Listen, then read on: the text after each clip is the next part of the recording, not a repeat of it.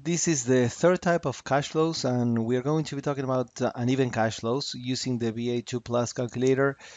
We have a problem like this. Suppose that you have an investment that the returns promising you is 100, 300 in year two, at the end of year three is 300 again, and negative 50 at the end of year four. You require a 4% return, and you are wondering what would be the present value of this.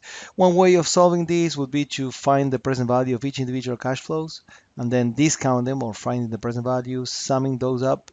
But there's another way of doing this with the calculator. So we're going to go to the CF key here. This is a cash flow register. Press it once and then let's clear the memory. You do second clear work. Once we are there, we just start inputting. We have for cash flow 0 is 0, so we put 0, enter, or just leave it blank. Cash flow 1 is 100, so we do 100, enter, down. Here are the frequencies. We assume by default we leave them at 1. Frequencies are for the more complex problems. You can do a frequencies, how many times if you have the same cash flow repeating over time, you can do.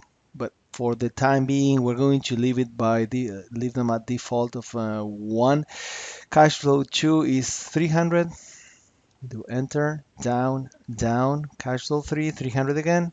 Enter, down, down. Cash flow 4 is 50, but this is a negative cash flow, so we press the negative sign here.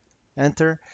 So we check there's nothing else, and then we press the net present value. We're going to find the present value of these uneven cash flows. So we enter the discount rate, which is 4%.